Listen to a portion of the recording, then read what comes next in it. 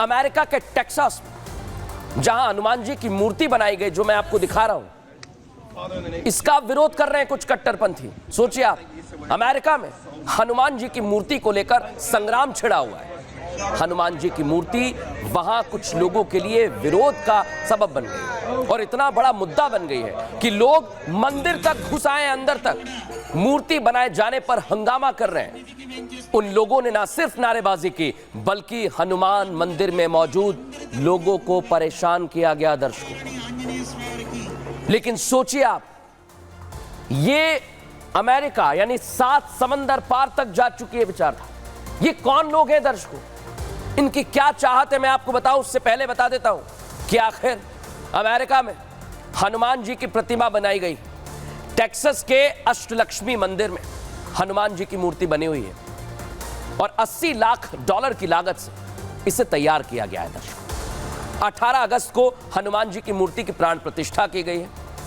90 feet ऊंची भगवान हनुमान जी की यह प्रतिमा है और आपको यह भी बता दें, प्रतिमा अमेरिका की तीसरी सबसे बड़ी प्रतिमा है और हनुमान जी की प्रतिमा का नाम स्टैच्यू ऑफ यूनियन रखा गया है, एकजुटता के प्रतीक। कुछ स्थानीय रूढ़िवादी समूहों ने इस पर विरोध किया क्योंकि उन्हें पसंद नहीं है। ईसाइयों का एक ग्रुप मंदिर परिसर के अंदर दाखिल हो गया और करीब 25 लोग विरोधियों के समूह में शामिल थे जो माहौल बिगाड़ रहे थे। हनुमान जी की मूर्ति के पास जमा हो गए और वहां पर प्रेयर करने लगे। सोचिए आप, मंदिर प्रशासन ने इन लोगों को पुलिस बुलाने की चेतावनी दी, धमकी दी। पुलिस के खौफ से ये लोग वहां से भाग खड़े हुए। लेकिन इतना ही नहीं दर्शकों, वहां पर कुछ लोग मौजूद थे और कैसे वो विरोध जता रहे हैं सुनवाता हूं आपको। Unsaved people built a 90-foot statue. You got to know this was millions of dollars that came together for an ungodly purpose. So we need to come together, stop arguing, put our energy, put our faith and everything together instead of saying what colors we don't like, what denomination, what kind of person we don't like. We need to actually begin to bring Christ to the nations. दर्शकों, देखा आपने, 7 समंदर पार ये पहली बार साजिश नहीं हो रही है। इसके पहले कई जगह साजिश हुई है जो इन तस्वीरों में मैं आपको दिखा रहा हूं। पाकिस्तान में तो आपने देख लिया क्या होता है, ब्रिटेन में भी ऐसी साजिश हो रही है, अमेरिका में, ब्रिटेन में और मेलबर्न तक ऐसी साजिश हो रही है। यानी मंदिरों को निशाना बनाया जा रहा है दर्शकों। क्या यह महज एक इत्तेफाक है? शायद नहीं, क्योंकि ऐसे लोग हर जगह मंदिरों पर हमला कर रहे हैं। और सवाल यहां यह खड़ा होता है कि आखिर ये कौन लोग हैं दर्शकों, जो देश विदेश में हिंदुओं के खिलाफ माहौल बिगाड़ रहे हैं। और बड़ी बात यह कि इसे शांत करना बहुत जरूरी है। कट्टरपंथियों को उन्हीं की भाषा में जवाब देना जरूरी है। और मैंने जो आपको शुरुआत में सुनवाया था, हिंदुओं के खिलाफ जो माहौल बनाया जा रहा है, उसमें अब बाबा बागेश्वर ने आप लोगों के लिए एक बड़ी बात कही है।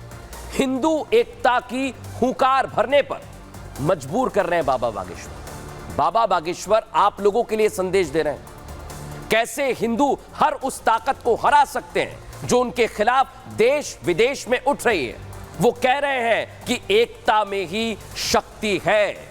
अब आपको सुनवाने वाला हूं पंडित धीरेन्द्र कृष्ण शास्त्री बाबा बागेश्वर क्या कह रहे हैं, सुनिए जरा उनका संदेश।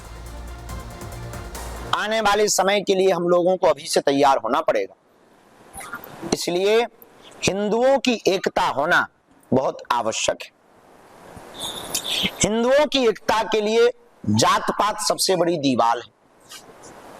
जब तक ये नहीं मिटेगी तब तक हिंदू एकता नहीं होगी।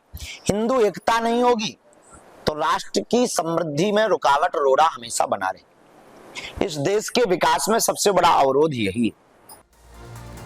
तो देख लिया दर्शकों, बाबा बागेश्वर ने संदेश दे दिया, लेकिन लगातार वो आपको संदेश देते हैं, हिंदुओं के लिए बोलते हैं। सुनवाते हैं जरा आपको क्या क्या संदेश दिए गए।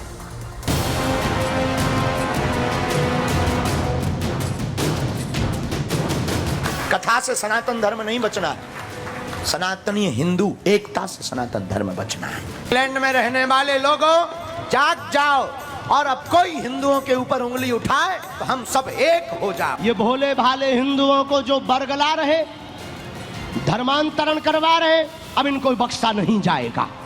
एक तरफ पूरी दुनिया में हिंदुओं पर अत्याचार हो रहा है, तो वहीं बागेश्वर धाम के पंडित धीरेन्द्र कृष्ण शास्त्री ऐसी ताकतों के खिलाफ हुंकार भर रहे हैं, हिंदुओं को एकजुट होने की नसीहत दे रहे हैं, बार बार चेता रहे हैं कि हिंदुओं अब एक हो जाओ, जाग जाओ और दूसरों को भी जगाओ।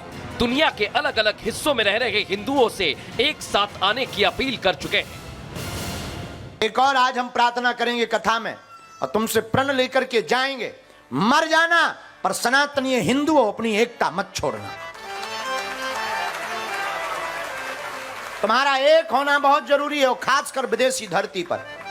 यहां तुम्हारे पास सब कुछ है, भगवान की कृपा है और ईश्वर करे और रहे, पर अपनी कम्युनिटी को, अपने समाज को मत छोड़ना। एक तरफ एकता का मंत्र तो दूसरी तरफ बाहरी मुल्कों में मंदिरों में हो रही तोड़फोड़ की चिंता।